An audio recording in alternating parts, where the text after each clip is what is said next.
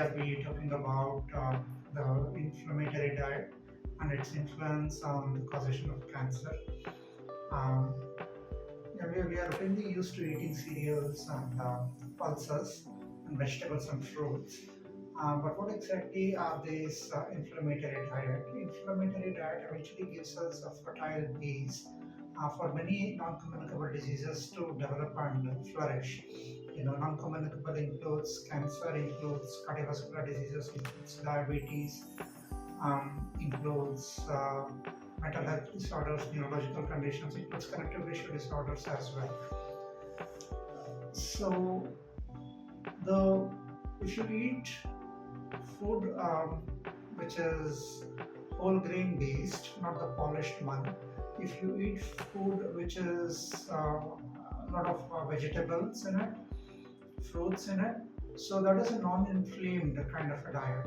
But if you eat processed food, in the sense that refined wheat, which we call as maida, and a lot of the bread items are made from maida, and if you eat maida as your staple diet, then the body may not be able to digest it. So processed food and repeatedly fried food, the repeated frying increases the trans fatty acids in the food.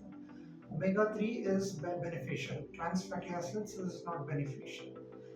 If you eat mutton in your diet, in your food, so these are all the inflammatory kind of foods which are rich in starch, so you need to consume that in a moderate quantity. Foods which release sugar at a faster pace, a lot of jaggery, um, sugar by itself, the sugar that we add to coffee or tea. So all of that tends to increase or release sugar at a much faster pace, which the body is not able to handle. So you need to be careful enough not to add all of the wrong items into your food. Cold water fish like salmon is fine, but you should not go for other kinds of fish. And fish basically are rich in omega 3 fatty acids, which is also beneficial.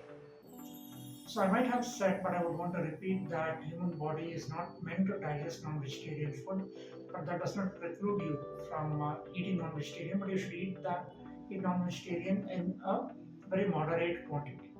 Okay, if it's a part of your culture, please practice it, but regulate the amount that you are consuming.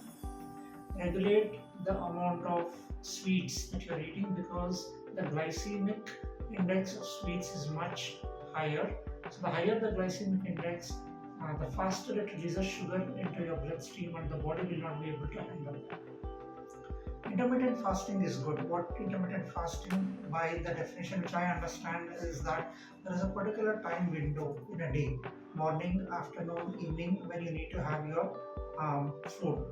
The dinner should be at around 7:30 p.m. in the evening because you tend to see a large number of non-alcoholic fatty liver disease these days, and that's because the body follows some sort of a biological rhythm. So whenever the sun rises and the sun sets, the enzyme secretion in the body also kind of increases and diminishes with the sunrise and sunset. So after sunset, when you are having food, the liver is not able to probably synthesize as much enzymes as it is necessary for the food that you are consuming, say at 10 p.m. if you have dinner. Now, if you ask me objective data to present and prove this, it's pretty difficult at this stage. But it's important to take care of health. This is an advice that we want to give you. So have a time window for consuming 3 meals in a day and do not snack in between meals because snacking in between meals eventually causes inflammation, and inflammation becomes a fertile bed for many non-communicable diseases. Okay. So Mediterranean diet, whatever we call it as, that's probably bottom line of for the kind of food that you need to eat. Whole grain based cereals, that is important. Our body, especially South Indians, we can digest rice, so don't go for polished rice. Go for the one which is not unpolished rice, the thicker ones. That's important. Rotate your cereals through the day. If you're having wheat, that is chapatis one time, supplement the chapatis with a little bit of rice.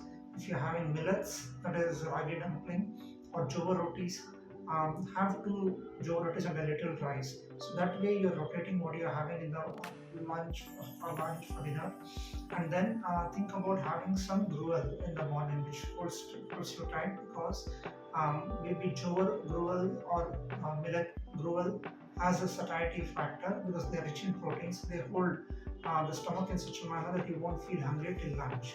So you would not want to like snack, or if you're very hungry, have a little bit of fruit or raw vegetables. Avoid the processed food. So this in a gist is about the inflammatory diet. Many thanks for the opportunity.